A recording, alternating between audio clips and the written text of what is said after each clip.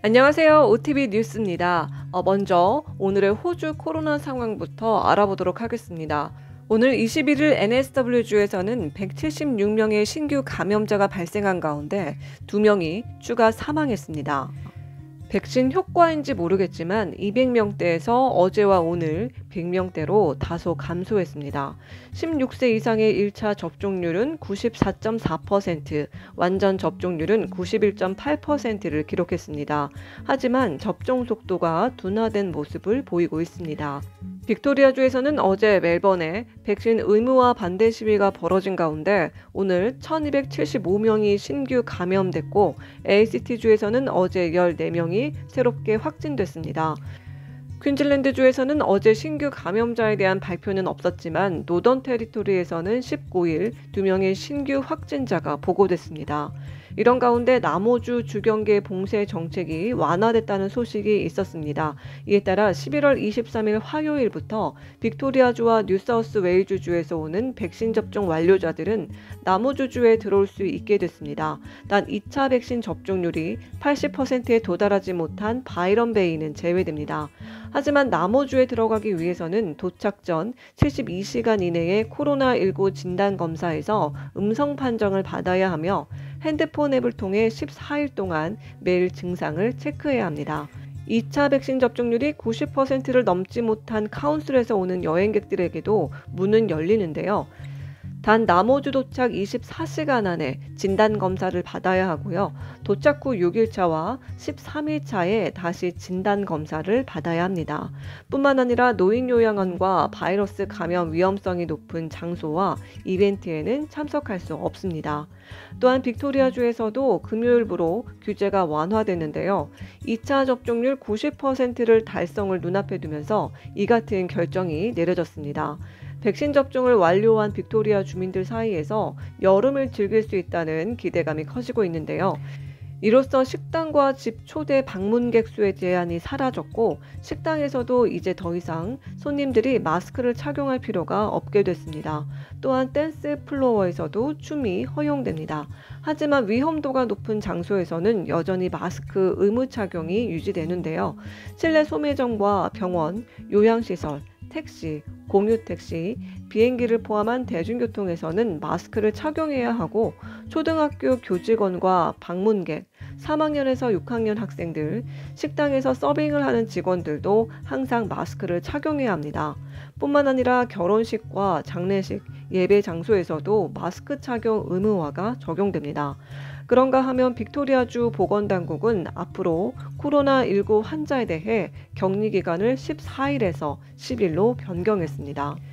한편 저신다 하던 뉴질랜드 총리는 12월 15일부터 백신 접종을 완료하고 음성진단 증명서를 소지한 사람은 자유롭게 오클랜드를 들어가고 나갈 수 있도록 하겠다고 발표했습니다. 이번엔 교육개혁에 관한 소식을 가져와 봤습니다. NSW 교육당국이 내년부터 초등학교 저학년 영어 수학 교과에 대한 새 교육과정을 펼치겠다고 발표했습니다. 이러한 대대적인 교육개혁은 30여 년 만에 처음입니다.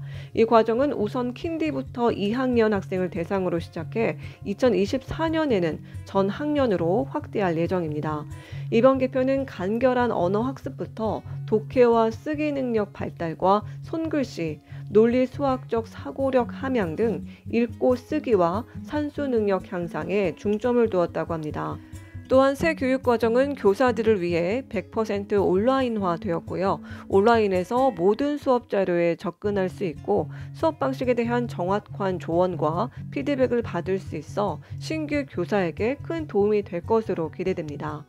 한편 현재 NSW주는 봉중보건 명령을 2023년 후반까지 연장할 계획인데요. 비상권한 연장과 관련해 월요일 연립여당 의원총회에서 일부 의원들이 강하게 반발했습니다. 이 법안에는 경찰이 2023년까지 코로나 규제 위반자에게 벌금을 부과하는 권한이 포함되는 등 최고보건자문관이 NSW 민사 및 행정항소심판국의 승인 없이 우선적으로 보건명령을 도입하는 권한 등에 대한 내용을 담고 있는데요. 최근 락다운 기간 중 강력한 규제를 받은 12개 우려대상 지자체의 의원들이 강력 반발하면서 내년까지 결정을 연기하게 됐습니다. 이에 대해 도미닉 페로텟 NSW 주총리는 2022년 이후 주요 조치만 유지할 계획이라며 한 발 물러섰지만 보건 규정만은 연장돼야 한다며 여름 휴가 기간 중 검토할 것이라고 말했습니다. 빅토리아주에서도 주총리에게 주어지는 팬데믹과 비상상태의 무제한 선포 권한과 보건장관에게 주어지는 폭넓은 공중보건 명령 권한에 대한 반발이 일어나면서 멜번 시티에서 두 차례 반대 시위가 열렸습니다. 그런가 하면 NSW주에서 공격적인 이민자 수용에 대한 이야기가 나오고 있는데요. 팬데믹 기간 중 숙련 노동자가 크게 줄었기 때문입니다. 향후 매년 40만 명씩 5년 동안 200만 명에 이르는 이민자를 수용해야 한다는 말이 나오고 있는데요. 호주로 이민을 생각하시는 분들에게 희소식이네요. 한편 NSW주에서 플라스틱 제품을 사용하는 것을 금지하는 법안이 16일 NSW 의회를 통과하면서 1년 안에 점차 비닐봉지와 플라스틱 빨대와 플라스틱 용기 등이 사라질 것으로 보입니다. 이에 따라 우선 2022년 6월부터 일회용 비닐봉지 사용이 금지되고 11월부터는 플라스틱 빨대와 커피 스틱, 용기, 면봉 등을 사용할 수 없게 됩니다. 뿐만 아니라 세안제나 화장품 등에 들어가는 미세 플라스틱도 규제 대상이 됩니다.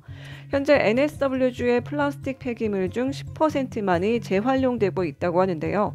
주정부는 향후 5년간 3억 5,600만 달러를 투입해 폐기물량을 줄이고 플라스틱 재활용률을 3배 높일 계획입니다.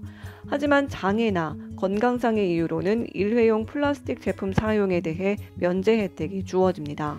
오늘도 호주에 관한 이모저모 소식 가져와 봤습니다. 도움되셨길 바라고요. 시청해주셔서 감사합니다. 저희는 다음 영상에서 또 봬요. See ya!